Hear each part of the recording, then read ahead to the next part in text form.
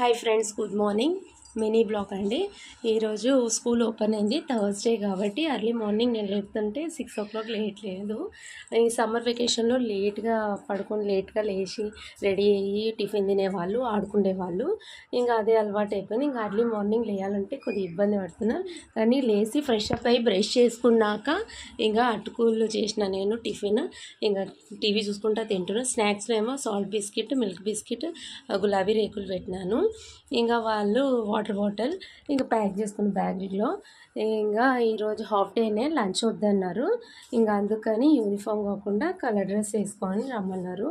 ఇంకా నేను అబ్బాయిని రెడీ చేసేసిన, అమ్మాయికి జడగట్టి ఇంకా రెడీ చేస్తున్నాను.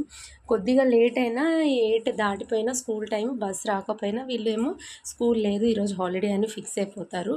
ఎంతమంది మీ పిల్లలు ఈ ఫీలింగ్లో ఉంటారో లైక్ చేసి కామెంట్ చేయండి.